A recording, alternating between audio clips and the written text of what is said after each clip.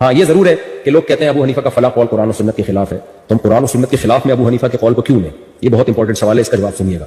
واقعی بعض دفعہ ایسا ہوتا ہے کہ صحیح حدیث ایک طرف ہوتی ہے، امام ابو حنیفہ کا قول ایک طرف ہوتا ہے، لیکن اب دیکھیے کتنی اہم بات انہوں نے اعتراف کر لیا ہے، اس کو نوٹ کرنے والی بات ہے۔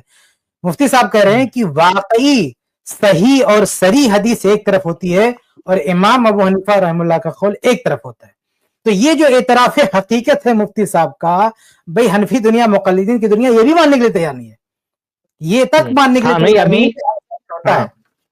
ایک ویڈیو میں وہ جو احمد آباد کا مفتی ہے وہ مجھ سے اس پر ہی رد کر رہا تھا۔ میں نے کہا تھا کہ ایک طرف امام حنیفہ کا قول ہوتا ہے اور ایک طرف حدیث ہوتی ہے، اور مقلد کے سامنے پیش کیا جائے حدیث تو نہیں مانتا ہے، تو بول رہا تھا یہ بات تو بالکل ہی غلط ہو گئی، جب امام حنیفہ مجتہد ہیں تو ایسا کیسے ہو سکتا ہے کہ ان کے پاس حدیث نہ ہو؟ ارے اللہ کے بندے، مجتہد کے لیے یہ شرط ہے ہی نہیں، بلکہ دنیا میں کسی بھی عالم کے بارے میں یہ شرط نہیں رکھی کہ اس کو ساری حدیثوں کا علم ہو۔ اگر یہ شرط رکھ دی جائے کہ ساری حدیثوں کا علم ہونا چاہیے تو امت میں کوئی ایک بھی کوئی مجتہد نہیں بچے گا۔ تو یہ بہت اہم بات ہے جو ان صاحب نے اعتراف کر لیا ہے، اور وہ جو ہے احمد آباد والا مفتی ہے اس کو اتنی کلپ مفتی طارق مسعود کی کاٹ کر کے کوئی دکھا دے کہ بھائی دیکھو ایسا ہوتا ہے کہ کبھی ایک طرف امام ابو حنیفہ کا قول ہوتا ہے اور ایک طرف بہت صحیح صریح حدیث ہوتی ہے۔ جی بہت کم ہے، اور جہاں ایسا ہوا ہے تو فقہ حنفی آج نہیں وجود میں آیا، 1300 سال پہلے مرتب ہوا ہے، تو اسی وقت کے مشائخ نے اس میں امام ابو حنیفہ کے قول کو چھوڑ دیا ہے اور صاحبین کے قول پہ فتویٰ دیا۔ جیسے امام ابو حنیفہ کے نزدیک عقیقہ سنت نہیں ہے، لیکن بخاری۔ اچھا یہ بہت مزیدار بات ہے، یعنی یہ جب ہمیں کہتے ہیں نا کہ امام صاحب کا قول حدیث کے خلاف ہو سکتا ہے تو کہتے ہیں ایسی کوئی مثال ہی نہیں ہے۔ یہ مفتی صاحب گنا رہے ہیں، ذرا غور سے سنیں، کان کھول کے سنیں، یہ بہت ساری مثالیں گنا رہے ہیں جہاں امام ابو حنیفہ رحمہ اللہ کا فتویٰ قرآن و حدیث کے خلاف ہوا، اسے چھوڑا گیا۔ اس کے بعد جب یہ لپیٹیں گے تو ہم اس کو انشاءاللہ دیکھیں گے، ذرا سنیے ان کی طرف سے۔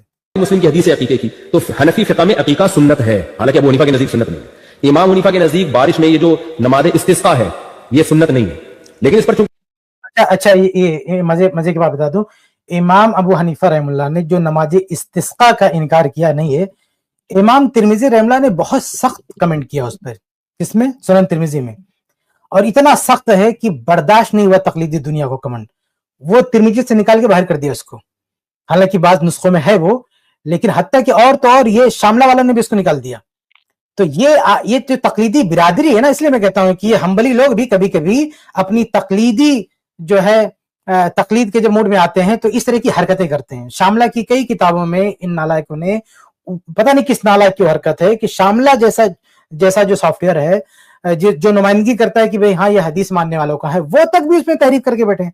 جو صحیح ابن خزیمہ میں وہ روایت موجود ہے کہ ایک شخص نے امام ابو حنیفہ رحمہ اللہ سے پوچھا کہ فرض نمازیں کتنی ہیں، تو انہوں نے کہا 5، تو کہا کہ وتر کی نماز کیا ہے، تو انہوں نے کہا واجب، کہا کہ انک لا تدری الحساب، آپ کو کیلکولیشن نہیں آتا، اس کو نکال کے باہر کر دیا شاملہ والوں نے، جبکہ اصل نسخے میں ہے۔ تو یہ جو انہوں نے کہا نماز استسقاء پر یاد آ گیا کہ اسی استسقاء والے مسئلے کو لے کر امام ترمذی رحمہ اللہ نے جو کمنٹ کیا ہے سنن ترمذی میں، وہ ان سے برداشت نہیں ہو رہا، اس کو ان لوگوں نے نکال کے باہر کر دیا۔ ہمارے یہاں پر شیخ کفایت جن مسائل میں اختلاف ہوتا ہے، اور بہت سارے ایسے مسائل نا جس میں صاف صحیح حدیث ہوتی ہے اور امام حنیفہ قول اس کے خلاف ہوتا ہے، جب ہم ایسے مسائل بتاتے ہیں تو لوگ بولتے ہیں اچھا امام ابو حنیفہ امام بخاری سے پہلے کے تو ان تک حدیث نہیں پہنچی ہوگی، مطلب اس کو ایک دلیل کے طور پہ پیش کرتے ہیں کہ بس کیونکہ امام ابو حنیفہ امام بخاری سے پہلے، اس کا مطلب گرچہ ان کا قول حدیث کے خلاف ہے لیکن ان تک یہ حدیث پہنچی ہوگی، ایسا کیسے ہو سکتا ہے کہ حدیث نہ پہنچی ہو؟ تو بھائی جیسے 2 مسائل میں آپ مان رہے ہیں کہ امام ابو حنیفہ کا قول حدیث کے خلاف ہے، تو ان 2 مسائل کے علاوہ بھی کسی مسئلے میں امام حنیفہ کا قول حدیث کے خلاف ہو سکتا ہے نا۔ یعنی اصول جو آپ بار بار جب ہم کوئی ایسی مثال پیش کرتے ہیں کہ امام ابو حنیفہ نے اس میں حدیث کے خلاف فتویٰ دیا، اور بعض مرتبہ ہم کہتے ہیں کہ ممکن ہے اس معاملے میں امام ابو حنیفہ تک کی حدیث نہ پہنچی ہو، اس وجہ سے انہوں نے اس کے خلاف فتویٰ دیا ہو، تو یہ بہت زام کے ساتھ بولتے ہیں کہ ایسا کیسے ہو سکتا ہے امام حنیفہ تک حدیث نہ پہنچے۔ تو بھائی دیکھو یہاں پر مفتی صاحب خود جو ہے نا وہ اس بات کی وضاحت کرنے کہ امام ابو حنیفہ حدیث کے خلاف فتویٰ دیتے تھے۔ اگر یہ 2 مسائل میں آپ نے ثابت کر لیا تو اس کا مطلب کہ اس کے علاوہ بھی مسائل ہو سکتے ہیں جس میں امام ابو حنیفہ کا قول صحیح حدیث کے صریح حدیث کے خلاف ہو۔ مشائخ ہیں انہوں نے صاحبین کے قول پہ فتویٰ دیا کہ نہیں جی یہ سنت ہے، تبھی آپ دیکھیں حنفی کتابوں میں یہ لکھا ہے کہ نماز استسقاء سنت والے، حالانکہ ابو حنیفہ کے نزدیک نہیں ہے۔ امام حنیفہ کے نزدیک دارالحرب میں کافر سے سودی لین دین کر سکتے ہیں، لیکن سود سے متعلق حدیثیں ایک طرف اتنی زیادہ ہیں، ہم نے ان کے ظاہر کو لیا اور ہم نے فتویٰ یہ دیا ہمارے جتنے مشائخ ہیں کہ نہیں جی کہیں بھی سود نہیں لے سکتے آپ، صاحبین کے قول میں فتویٰ دیا. ایسے اور بھی بہت سارے. امام حنیفہ کے نزدیک ماں بچے کو 2.5 سال تک دودھ پلا سکتی ہے، اور اس میں امام صاحب کے پاس قرآن کی آیتیں بھی ہیں. لیکن ہم نے کیا کیا، ہمارے مشائخ نے، ہم نے نہیں، آج سے بہت صدیوں پہلے انہوں نے کہا کہ چونکہ اس میں قرآن کی جو آیت ہے نا والوالدات یرضعن اولادہن حولین کاملین، اس کے ظاہر سے یہی پتہ چل رہا ہے کہ 2 سال، تو فتویٰ ظاہر پہ ہی دیا ہے کہ 2 سال تک ہی پلا سکتی ہے. تو یہ جو الزام لگایا جاتا ہے نا احناف پر کہ یہ قرآن و سنت کے خلاف ابو حنیفہ کے قول کو لیتے ہیں، یہ کم علمی کی وجہ سے پروپیگنڈا ہے. ایسا نہیں ہے، جو قول قرآن و سنت میں امام حنیفہ کا قول قرآن و سنت کے خلاف تھا، اس کو لگا ان کو ظاہر میں، وہ قول پہلے ہی ترک کر دیا گیا ہے. تو اب دیکھیے یہ کیا کہہ رہے ہیں، یہ بتانا چاہتے ہیں کہ امام ابو حنیفہ رحم اللہ کے جتنے اقوال قرآن و حدیث کے خلاف تھے وہ چھوڑے جا چکے ہیں. اب جو بچہ ہے نا، ریمیننگ جو اقوال ہے ان کے، یہ بالکل سیو ہے قرآن و حدیث کے مطابق ہے. سوال یہ پیدا ہوتا ہے کہ کس نے یہ فیصلہ کیا کہ یہ اقوال قرآن و حدیث کے خلاف ہے. اگر آپ کہتے ہیں کہ صاحبین نے فیصلہ کیا تو بھائی صاحبین کو فیصلہ کرنے کی کیا ضرورت تھی؟ خود امام ابو حنیفہ رحم اللہ نے اپنی زندگی میں اپنے کئی ایسے اقوال چھوڑ دیے. یعنی صاحبین کو آگے جو ہے اس میں دخل اندازی کی ضرورت کیوں پیش آئی؟ یعنی خود کیا امام ابو حنیفہ رحم اللہ نے رجوع نہیں کیا؟ رجوع کیا. بھائی بعض روایتیں صحیح سند سے ثابت ہے کہ ایک دن میں 5 طرح کا فتویٰ دیتے تھے، کہتے نہیں یہ غلط ہوگا، یہ غلط ہوگا، یہ غلط. تو امام ابو حنیفہ رحم اللہ نے خود اپنی زندگی میں بہت سے اقوال سے رجوع کر لیا ہے.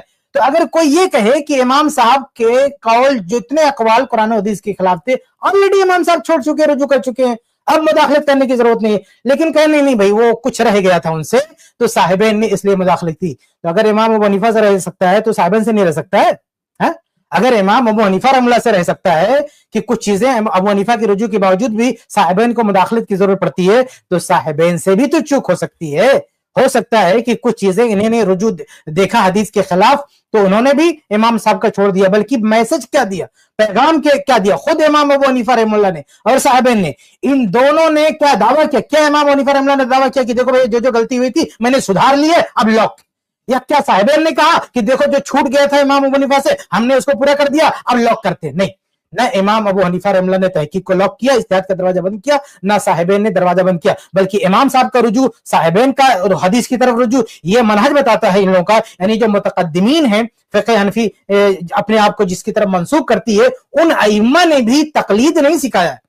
نہ امام حنیفہ رحم اللہ نے تقلید سکھایا ہے، نہ ان کے شاگردوں نے تقلید سکھائی ہے. یہ بعد کے لوگوں نے تقلید کا جو ہے کنواں بنایا ہے جس میں سب کو ڈھکیلا ہے. بلکہ یہ جو مفتی صاحب مثالیں پیش کریں، یہ مثالیں دلیل ہیں کہ تحقیق جاری تھی اور جاری رہنی چاہیے. اگر امام ابو حنیفہ کے رجوع سے دروازہ اجتہاد کا بند نہیں ہوتا تو صاحبین کی دخل اندازی سے بھی اجتہاد کا دروازہ بند نہیں ہو سکتا. آگے بھی اس کی ضرورت ہے.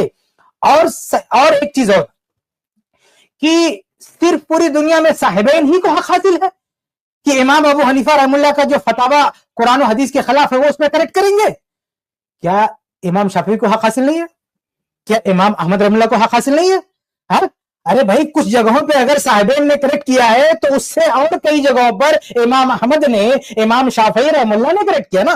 یعنی امام شافعی رحم اللہ نے بتایا کہ یہ چیز غلط ہے، امام احمد نے بتایا. تو کیا صاحبین کا مقام ابو حنیفہ، امام احمد اور امام شافعی سے بڑا ہے؟ آپ 4 امام کہتے ہیں تو صاحبین سے کہنے سے کہتے ہو کہ صاحبین نے بتا دیا کہ غلط ہے تو ہم مانیں گے. ارے بھائی اگر صاحبین کے کہنے سے ابو حنیفہ کو آپ غلط مان رہے ہو تو امام شافعی، امام احمد کے کہنے پہ غلط کیوں نہیں مانتے؟ یہ سوال پیدا ہوتا کہ نہیں پیدا ہوتا؟ تو کیسے سب کو بیوقوف بنا رہے ہیں کہ نہیں جو غلطی تھی ٹھیک کی جا سکتی؟ کس نے ٹھیک کیا؟ صاحبین نے. صاحبین کی اصلاح آپ کو قبول ہے، امام احمد کی اصلاح قبول نہیں ہے، امام شافعی کی اصلاح قبول نہیں ہے. یہ سب بات کیا ہے نا. تو اگر صاحبین نے سدھارا ہے اس کو آپ ماننے کے لیے تیار ہے، اور امام احمد سدھاریں، امام شافعی اصلاح کی بات کریں، وہ آپ کو قابل قبول نہیں ہے. تو یہی تو جو ہے گھٹیا تقلید کا راستہ ہے کہ وہ ہمارے اپنے بتائیں گے تو مانیں گے، اور یہ جو ہماری اس دائرے میں نہیں آتے ہیں وہ بتائیں گے تو ہم نہیں مانیں گے. تو یہ مفتی صاحب جو بیوقوف بنا رہے ہیں کہ جو غلطیاں ہوئی تھی مان لیا. آپ نے صاحبین کی مانا ہے، امام شافعی کی نہیں مانا آپ نے، امام احمد کی نہیں مانا آپ نے. اس لیے آپ کا یہ دعویٰ درست نہیں ہے کہ جو غلط تھا ٹھیک کیا جا چکا ہے. یہ دعویٰ درست نہیں، بلکہ ہم کہتے ہیں اگر آپ امام شافعی کی بھی مان لیتے، امام احمد رحم اللہ کی بھی مان لیتے تو بھی کوئی ضمانت نہیں دے سکتے کہ اب بھی ساری اصلاح ہو چکی ہے، اب بھی دوسروں لوگوں کے لیے کچھ باقی رہ سکتا ہے. آگے بڑھتے ہیں. اچھا شیخ، مجھے بھی 1-2 باتیں کرنی ہے اس پر. پہلی بات تو یہ کرنی ہے کہ ایک تو بہت واضح بات ہے، آپ کیا کہہ رہے ہیں ہمارے علماء نے اس مسئلے میں صاحبین کا قول لے لیا اور امام ابو حنیفہ کا قول چھوڑ دیا. تو میرے بھائی اگر آپ کے ائمہ، اگر آپ کے علماء کس کے درمیان جج بن رہے ہیں؟ صاحبین کے درمیان اور امام ابو حنیفہ کے درمیان. اور جو علماء جج بن رہے ہیں ان سب کا مرتبہ کیا ہے؟ ان کا مرتبہ آپ کے حساب سے امام ابو حنیفہ اور صاحبین سے کمتر کا ہے. تو اگر آپ کے علماء کسی مسئلے میں دلیل کی بنیاد پر امام ابو حنیفہ کا قول چھوڑ کر کے صاحبین کے قول پہ فتویٰ دے سکتے ہیں، اور یہ کوئی جرم کی بات نہیں ہے آپ کے نزدیک، بلکہ اس کی تو آپ تحسین کر رہے ہیں ماشاءاللہ. تو اگر ہمارے علماء دلیل کی بنیاد پر کسی مسئلے میں امام ابو حنیفہ کا قول چھوڑ کر کے جمہور علماء کے قول پہ فتویٰ دے رہے ہیں، تو ہماری کیا غلطی ہے بھائی؟ آپ کے ہاں آپ کے علماء صاحبین کے قول پہ فتویٰ دے رہے ہیں، اور آپ کہہ رہے ہیں کہ یہ بہت اچھی بات ہے ماشاءاللہ کہ دلیل کیونکہ صاحبین کے قول کی مضبوط تھی تو آپ امام ابو حنیفہ قول ترک کر سکتے ہیں. کس وجہ سے؟ صاحبین کے لیے. حالانکہ صاحبین کا مرتبہ یعنی امام ابو یوسف اور محمد بن حسن الشیبانی کا مرتبہ امام ابو حنیفہ سے کمتر ہے. تو جن کا مرتبہ کمتر ہے ان کے قول پہ آپ فتویٰ دے سکتے ہیں. کیوں؟ کیونکہ آپ کو لگتا ہے کہ اس کمتر درجے کے امام کی دلیل مضبوط ہے. تو وہ لوگ جن کا مرتبہ اگر آپ برتر نہ بھی مانیں تو کم سے کم برابر تو مانیں گے امام شافعی، امام مالک، احمد ابن حنبل. بلکہ بعض مسائل میں جیسے کہ دیکھ رہے ہیں جمہور علماء، جیسے تبرکی کے مسئلے میں آج بات آئی کہ جمہور علماء کا قول ایک طرف ہے اور امام ابو حنیفہ کا قول ایک طرف ہے، اور جمہور علماء مالکیہ، شافعی، حنابلہ رفع الیدین کا مسئلہ ہے. بہت سارے مسائل ہیں، رفع الیدین کا بھی مسئلہ ہے، اور بھی بہت سارے مسائل ہیں جہاں جمہور علماء ایک طرف ہیں، دلیل بھی ان کی مضبوط ہے، اور ہم جمہور علماء کے قول پر فتویٰ دے دیں دلیل کے صحیح ہونے کی وجہ سے تو ہم مجرم ہو جاتے ہیں ماشاءاللہ. تو یہ کون سا معیار آپ کا ہے کہ آپ کریں تو درست اور ہم کریں تو غلط، آپ کریں تو صحیح اور ہم کریں تو ہم مجرم بن جائیں؟ تو یہ کون سا معیار ہے؟ اچھا ایک بات دوسری بات مجھے یہ کہنی تھی کہ یہ کون سی آپ کی مجبوری ہے کہ بار بار آپ کو صاحبین کا حوالہ دینا پڑ رہا ہے؟ یہ کیا مجبوری ہے آپ کی؟ آپ نے اپنے آپ کو اتنا تقلید کے دائرے میں مجبور کیوں کیا ہے کہ اگر دلیل کے مطابق، اچھا جن مسئلے میں یہ بول رہے ہیں کہ صاحبین کے قول پہ فتویٰ دیا، بھائی صاحبین کا قول امام شافعی، امام مالک اور احمد ابن حنبل کا بھی قول ہے نا، تو آپ صاحبین کا حوالہ دینے پر مجبور کیوں ہیں؟ آپ اس مسئلے میں یہ کیوں نہیں کہتے کہ ہم نے امام شافعی کے قول پہ فتویٰ دیا ہے، ہم نے احمد ابن حنبل کے قول پہ فتویٰ دیا ہے، ہم نے امام مالک کے قول پہ فتویٰ دیا ہے؟ یہ مجبوری آپ نے، یہ تقلید کی ایسی زنجیر آپ نے ایسی باندھ کر کے رکھی ہے کہ جمہور ائمہ کا بھی جی ان لوگوں نے اسی کا نیا خوبصورت نام لایا ہے تمذہب. جی اور یہ کیسی مجبوری ہے؟ آپ بھائی چاروں ائمہ کو برحق بولتے ہیں تو آپ جب فتویٰ دینا ہوتا ہے تو بار بار صاحب کا حوالہ کیوں دیتے ہیں؟ آپ جن مسئلوں میں، چاہے وہ مسئلہ آپ نے جو استسقاء کا بیان کیا یا مسئلہ آپ نے عقیقہ کا بیان کیا، تو اس میں دیگر یعنی ائمہ ثلاثہ کا بھی تو قول ہے نا سنت ہونے کا، تو آپ یہ کیوں نہیں بولتے کہ ہم نے امام ابو حنیفہ کو چھوڑ کر کے ائمہ ثلاثہ کے قول پہ فتویٰ دیا؟ یہ کیوں مجبور کیا ہوا ہے آپ نے آپ کو کہ اگر دلیل کے مطابق ترک بھی کرنا ہے تو صاحبین میں سے کوئی ایک ملنا چاہیے تبھی ہم ترک کر سکتے ہیں؟ صاحبین کے یعنی اپنے مذہب کے علماء کے درمیان آپ نے خود کو کیوں محدود کیا ہوا ہے بھائی؟ یہی تو ہمارا اور آپ کا اختلاف ہے کہ آپ اگر فتویٰ دینا، آپ اگر امام کا مسلک چھوڑتے بھی ہیں تو آپ نے طے کر لیا کہ امام کا مسلک چھوڑنے کے بعد ہمارے اپنے مذہب کا کوئی عالم ملنا چاہیے تبھی جا کر کے ہم امام کا مذہب چھوڑیں گے، اپنے مذہب کے اپنے دائرے کے باہر نہیں جائیں گے. تو گویا کہ آپ نے یہ سمجھ لیا ہے کہ حق صرف ہمارے مسلک میں محدود ہے. حق یا تو امام ابو حنیفہ کے پاس ہوگا، اور اگر امام ابو حنیفہ سے چوک ہو گئی تو صاحبین کے پاس ہوگا. ہم کہتے ہیں حق کسی ایک مسلک میں محدود نہیں ہے. حق اگر امام ابو ایسا بھی ہو سکتا ہے، جب اگر ایسا ہو سکتا ہے کہ حق امام ابو حنیفہ کے پاس نہیں تھا تو صاحبین کے پاس آیا، تو ایسا بھی ہو سکتا ہے کہ حق امام ابو حنیفہ تک بھی نہیں پہنچ پایا، صاحبین تک بھی نہیں پہنچ پایا، وہ امام شافعی تک پہنچ گیا، احمد ابن حنبل تک پہنچ گیا، امام مالک تک پہنچ گیا. تو جو استفادے کا دائرہ آپ نے اپنے مسلک کے علماء کو میں محدود کر دیا ہے، اس استفادے کے دائرے کو ذرا آگے بڑھائیے. تیسری بات میں یہ کہنا چاہ رہا تھا اس مسئلے میں کہ بھائی اگر آپ کے علماء جج بن سکتے ہیں اپنے مسلک کے درمیان کے علماء، حالانکہ یہ آپ کے مسلک کے درمیان جو علماء ہیں یعنی امام ابو حنیفہ اور صاحبین، جن لوگوں نے کن لوگوں کے بارے میں آپ کہہ رہے ہیں کہ ہمارے علماء نے اس میں امام ابو حنیفہ کے قول کو چھوڑ کر کے صاحبین کے قول پہ فتویٰ دیا؟ ظاہر سی بات ہے یہ جو آپ کے علماء ہیں یہ امام ابو حنیفہ اور صاحبین سے بڑے تو علماء نہیں ہیں، لیکن پھر بھی آپ ان کو جج کرنے کا اور ترجیح دینے کا اختیار دے رہے ہیں. ان سے کمتر ہونے کے باوجود. تو آپ اہل حدیث علماء پر یہ رد نہیں کر سکتے کہ اہل حدیث علماء کیا امام حنیفہ، امام شافعی، امام مالک سے بڑے، کہ ایک بات امام ابو حنیفہ کو نہیں سمجھ میں آئی، ان کو سمجھ میں آ گئی. جب بھی ہم کسی مسئلے پر رد کرتے ہیں، تقلیدی مسئلے پر کہتے ہیں کہ یہ اچھا آج کے علماء کو، آج کے اہل حدیثوں کو یہ بات سمجھ میں آ گئی جو امام ابو حنیفہ کو سمجھ میں نہیں آئی. تو کیا آج کے حنفیوں کو یہ بات سمجھ میں آ گئی جو امام حنیفہ کو سمجھ میں نہیں آئی، جو صاحبین کو سمجھ میں نہیں آئی؟ تو جو نچلا طبقہ ہے اس میں آپ بھی اختیار دے رہے ہیں ترجیح کا، پر آپ نے جو ترجیح کا اختیار دیا ہے وہ اپنے مسلک کے درمیان میں رہ کر کے دیا ہے. ہم کہتے ہیں ترجیح کے اس اختیار میں اہل علم کے ہاں وسعت ہے. اگر کسی مسئلے میں امام ابو حنیفہ کے بجائے صاحبین کے قول کو ترجیح دے سکتے ہیں آپ کے علماء، تو ہمارے علماء کسی مسئلے میں حنفی مسلک کے بجائے امام شافعی کے قول کو بھی ترجیح دے سکتے ہیں انشاءاللہ تعالی. جی شیخ کفایت چلیں آگے بڑھتے ہیں. بڑھائیں. اور یہ چاروں فقہ میں ایسا ہوا. مالکی فقہ میں بعض اقوال امام مالک کے نہیں لیے، شافعی فقہ میں بعض اقوال امام مالک کے چھوڑے گئے. تو بڑی ایک مرتب ہو کے ایک چیز وجود میں آئی ہے. اب نئے نئے اسکالر پیدا ہوں اور کہیں کہ یہ چیز ذرا نقطہ دیکھیے، یہ کہہ رہے ہیں کہ چاروں اماموں سے جو غلطیاں تھی ٹھیک کی جا چکی ہیں، یعنی چاروں امام کے جو نچلے درجے کے لوگ ہیں وہ سب کو ٹھیک کر چکے ہیں، اور ان ائمہ اربعہ جو مجتہد مطلق ہیں یہ امام حنیفہ رحمہ اللہ کو ٹھیک کریں تو وہ قابل قبول نہیں ہے. یعنی چھوٹے موٹے علماء کو یہ حق حاصل ہے کہ وہ جج بنے کہ کیا صحیح کیا غلط، لیکن ائمہ اربعہ کو یہ حق حاصل نہیں کہ دوسرے امام کی جو ہے اصلاح کریں. اور یہ ویسی اور یہاں سے نکلو اور مذاہب کی فقہ کی اتباع مت کرو.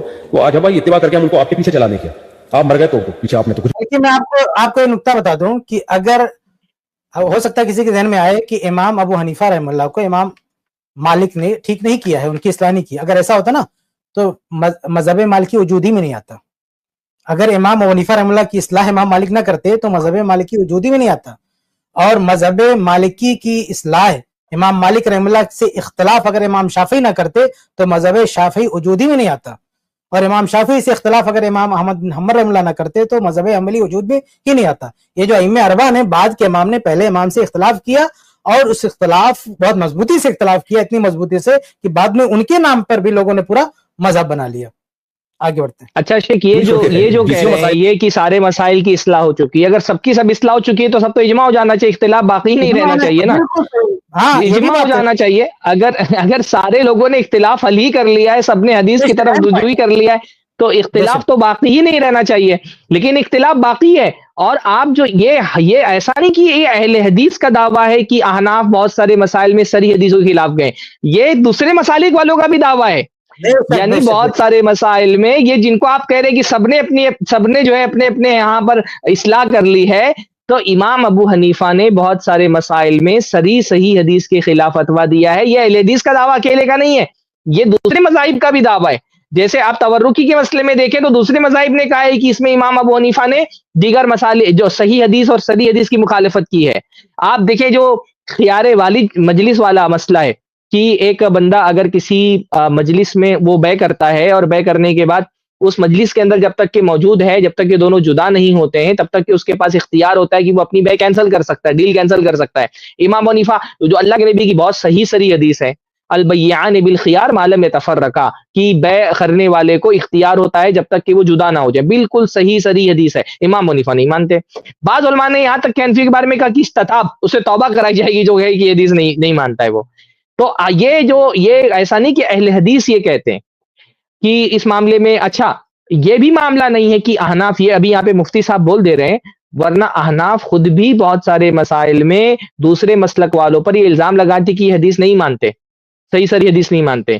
بہت سارے ایسے مسائل ہیں جس میں خود حنفی بھی الزام لگاتے ہیں مالکیہ پر یا شوافی پر یا حنابلہ پر کہ بھائی یہ صحیح حدیث نہیں مانتے.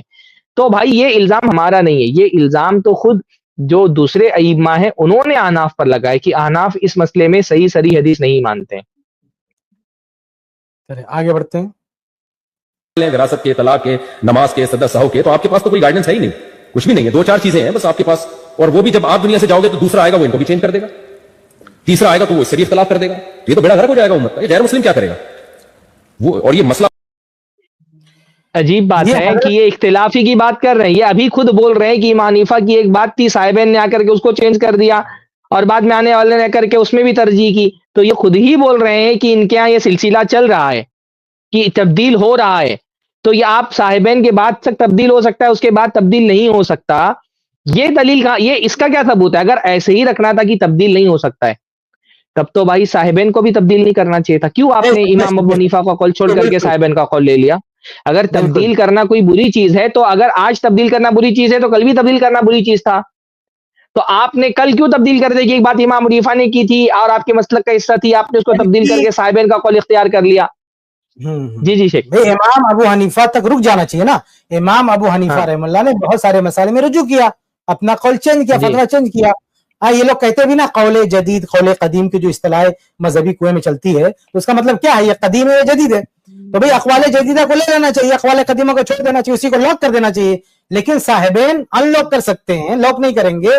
صاحبین کہہ سکتے ہیں, بعد میں ان کے علماء کر سکتے ہیں, اور بلکہ آج بھی یہ لوگ کریں گے. ایسا نہیں ہے, ایسا نہیں ہے کہ ان لوگوں نے لاک حقیقت میں لاک نہیں کیا ہے. آج بھی ہاں بہت سارے مسائل میں یہ چپکے سے اجتہاد کرتے پھرتے ہیں جب مسئلہ آتا ہے. ان کو ضد یہ ہے کہ بس کوئی اہل حدیث ہماری اصلاح نہ کرے, کوئی بھلا نہ کرے. ہم جی کو پورا حق ہے جتنا بھائی ہے اس ہاں, کو استعمال کرے. میں ایک اور مثال یہ آپ کو دیتا ہوں, تبدیل کرنے کی ایک مثال میں دیتا ہوں. مولانا اشرف علی تھانوی صاحب کی بہت مشہور کتاب ہے الحیلۃ العاجزہ الحیلۃ الناجزہ للحیلۃ العاجزہ, اس طرح کا کچھ نام ہے اس کا. ہوا کیا تھا کہ ہندوستان میں جو احناف کے یہاں پہ, آپ لوگوں کو پتا ہوگا کہ خلا کے معاملے میں احناف کے یہاں بہت تنگی ہے. احناف کے یہاں مسئلہ یہ ہے کہ حنفی فقہ میں عورت کو خلا لینے کی اجازت میں صرف ایک ہی صورت میں عورت خلا لے سکتی ہے اپنے شوہر سے, اور وہ صورت کیا ہے کہ اس کا شوہر ہم بستری پہ قادر نہ ہو. اگر شوہر ہم بستری پہ قادر نہیں, صرف یہی ایک صورت ہے جس کی عذر کی بنیاد پر عورت خلا لے سکتی ہے. اس میں بھی کیا تنگی ہے کہ اگر ایک مرتبہ ہم بستری کر دیا کبھی زندگی میں اس نے, تو پھر زندگی پر خلا نہیں لے سکتی, کیونکہ ایک مرتبہ ہم بستری کر کے اس نے ثابت کر دیا کہ میں نامرد نہیں ہوں, تو پھر وہ زندگی پر خلا نہیں لے سکتی ہے. اچھا, اب کیونکہ خلا کے معاملے میں بہت تنگی تھی اور اس کی وجہ سے کیا ہو رہا تھا, اور حنفی علماء مولانا اشرف علی تھانوی کے دور تک کے یہی فتویٰ دیتے تھے, ان کا یہی فتویٰ مفتہ بھی تھا. اب مولانا اشرف اب اچھا, اس میں کیا ہوا, پھر جو عورتیں تھیں وہ اب خلا نہیں لے سکتی تھی, تو وہ کیا کرتی تھی, وہ مرتد ہو جاتی تھی, اسلام چھوڑ دیتی تھی. اب اسلام مرتد ہو گئی تو نکاح ٹوٹ جاتا تھا, اور اس کے بعد دوبارہ اسلام قبول کر لیتی تھی. یہ انہوں نے, عورتوں نے طریقہ اختیار کیا ہوا تھا اور شوہر سے چھٹکارا حاصل کرنے کے لیے. تو جب مولانا نے یہ دیکھا, مولانا اشرف علی تھانوی صاحب نے, تو انہوں نے کیا کیا, انہوں نے حرمین کے مالکی علماء کا فتویٰ منگوایا اور اس کا ترجمہ بھی کروایا, اور پورے ہندوستان میں جو الگ الگ حنفی علماء تھے ان حنفی علماء کے پاس اس کو بھجوایا, سب سے تصدیق لی, اور اس کے بعد اس کو جمع کر کے پوری ایک کتاب لکھی الحیلۃ الناجزہ للحیلۃ العاجزہ.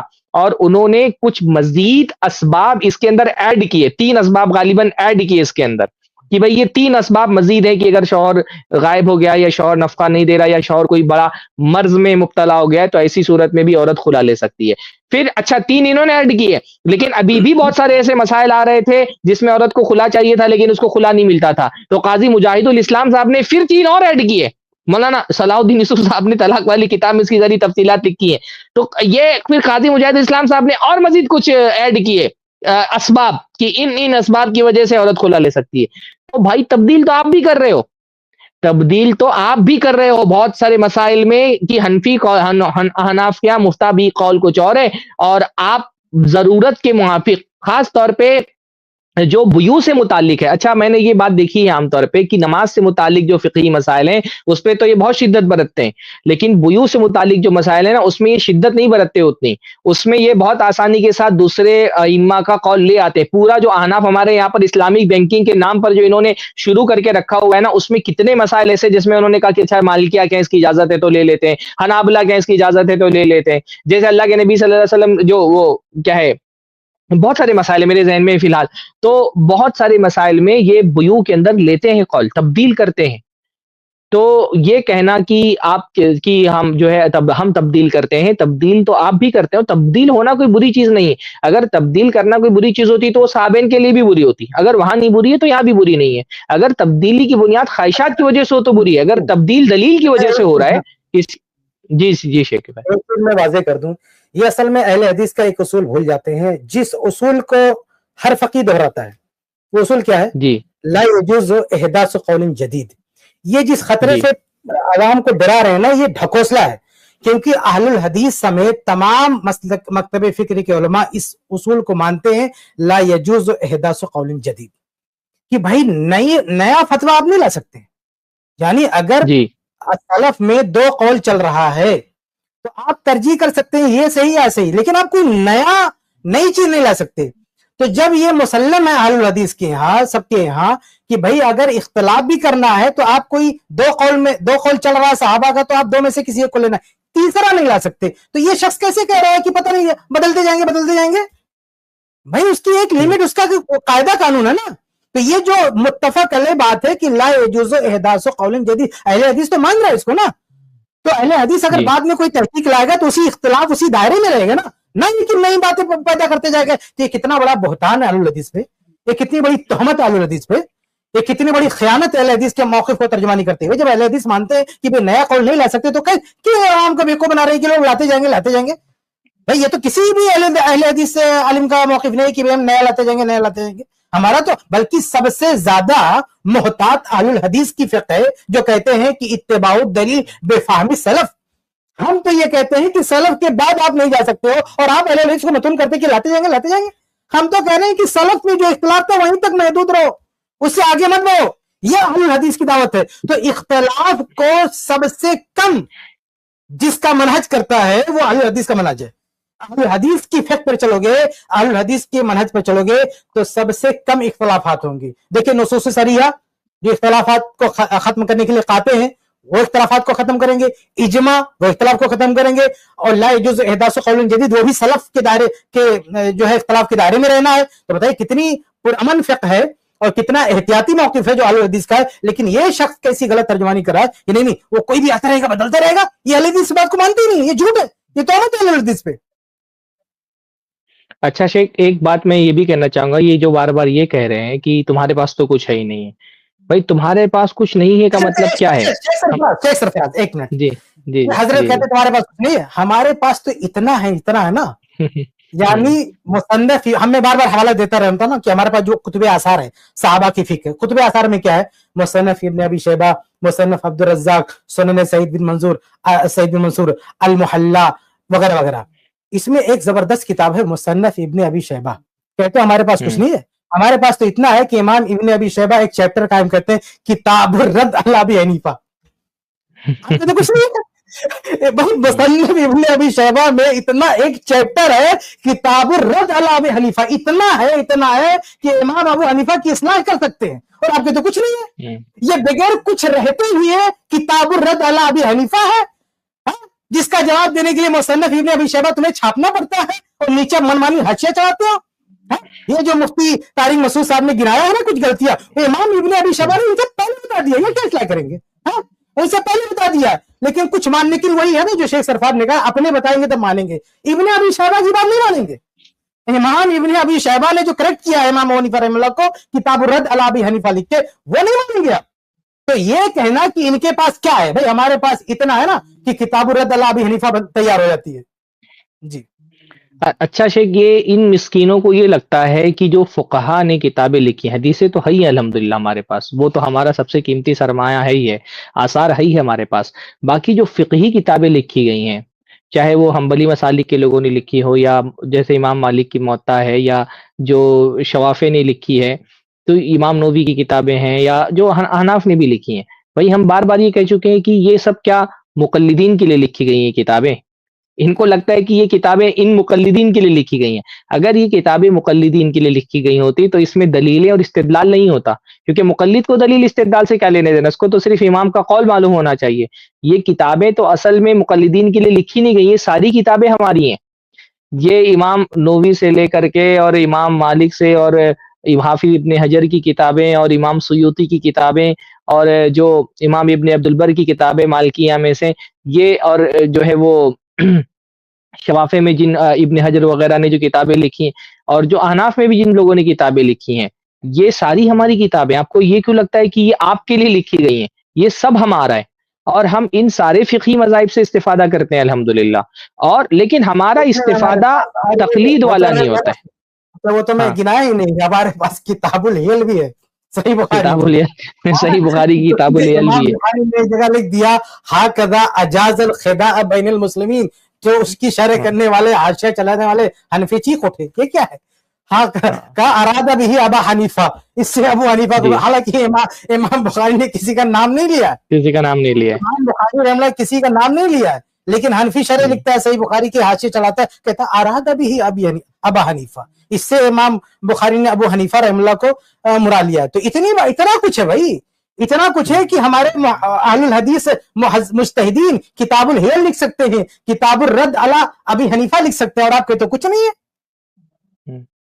तो ये सारा हदीस का सरमाया, ये सारा जो फिक़ही सरमाया जो फ़ुक़हा ने मुरत्तब किया, ये सब हमारा है। इसमें इन किताबों के मुसन्निफ़ीन ने कहीं ये नहीं लिखा कि हम इसको सिर्फ अपने मजहब की तकलीद करने वालों के लिए लिख रहे हैं। तो अल्हम्दुलिल्लाह ये सब कुछ हमारा है।